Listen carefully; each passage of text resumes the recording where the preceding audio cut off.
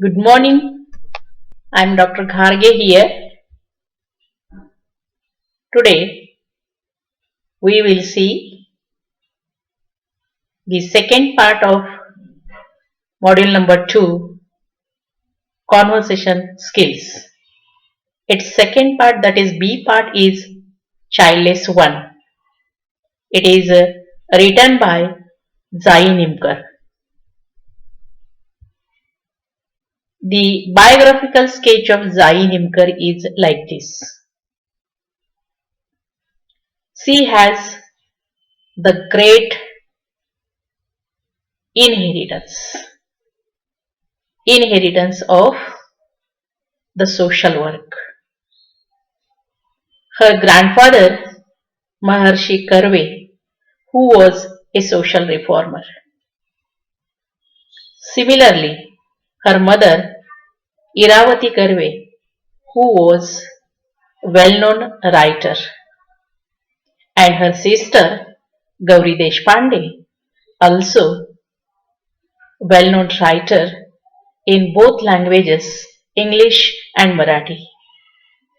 Similarly, Zai Nimkar, also the well-known writer, eminent feminist writer, short story writer, and a novelist.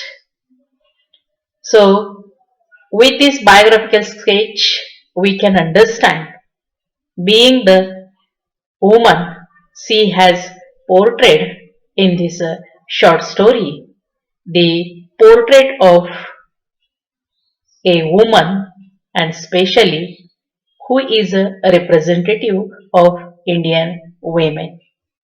And again, especially the women who are childless one. So in this short story, she is representing the woman, miserable woman who is childless one. In this short story, we will come to know that she has presented a realistic event which has been observed by that writer. Here the misery of a married woman, she is concentrating upon it, and that married woman who is a childless one, but without any fault of her that she is a childless. A woman without child is called childless.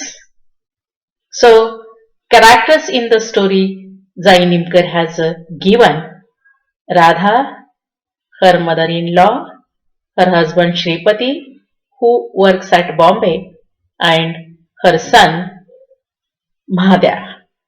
So, the names of the characters directly represent that it is a Indian story, in which Indian story she concentrates upon the miserable woman Radha. Radha is the central character of this story. And this Radha is a married woman, she is a childless woman, and that's why how she turned miserable. But instead of that, Zai Nimkar has presented revolutionary Radha. Revolutionary Radha in the sense that she doesn't cry upon her own position, because she does know there is no any fault of she herself, and that's why she doesn't cry. Instead of that, a revolutionary Radha is portrayed here, like Henrik Ibsen's Nora in the drama Doll's House. As she is a revolutionary, similarly here Radha is revolutionary because instead of committing suicide, being childless one, or being separated from her husband, she, with great courage and with her bold nature, she tries to reside in the same society where she was living with her in-law family. And not only she separately lives there, but she adopts a child to whom she called Mahadya, and she has proved herself that she is not childless. She is with this adopted son resides there. It is her revolutionary step that has been presented by Zain Imkar. So, with these characters, we will see in detail what are exactly the situations in the story. The theme of this childless one is Radha in the beginning of the story, who is pregnant. Earlier, she stays with her husband in Bombay, but as he does know that she is pregnant and going to deliver, that's why he shifts her with her mother, staying in the village. So, in the village, along with her mother in law and her husband's aunt, she lives there. As the months passed, 9 months, 9 days, even the last 10th month that is over, yet she doesn't deliver a child because exactly she is not the pregnant, but instead of that, she is the patient of a tumor, and the tumor was growing inside her stomach. The days passed, the months passed, and near about a year, the family was waiting for the child who will be the lamp of the family, heritage of the family, the successor of the family. But instead of that, growing inside her stomach, the tumor. And finally, as she didn't deliver a child, she is admitted into the hospital, and the doctor reports then that she is not pregnant, but instead of that, a patient of tumor. Finally, there was an operation, and after the operation, as the family returns with Radha, they try to pass the comments upon Radha's childless situation. She is not responsible for this. Instead of that, the family blames her. So, tired of the blaming, she left the home. She left the in-laws family and tries to reside separately in the same village.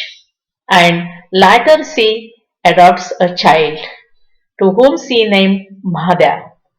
She separates, she adopts the child, and in this way she is representing herself how she lives independently without any support with her child. That is, being a mother, she is capable to live separately. So, what the moral of the story? The Indian culture, Indian society, where there the situation of a married woman, and if she is a childless, generally it happens with the Indian women that they are always blamed by the society for their childless one situation. Though there is no any fault of they themselves, yet total blame is given to the women. Yet here Zainimkar tries to focus upon not that situation, but here she focuses upon that any woman can live separately with her adopted child. So, in this way, Zainimkar tries to give the moral of the story. Instead of committing the suicide, the women can live separately and independently. So, here is a clash between the idealism and the realism. What the exact position of the childless women in our India and what Zainimkar expects from this society. It is given here in the childless one. So instead of committing suicide, the women can live independently. This is the message of the story. With these words, I would like to conclude here. Thank you. Thank you.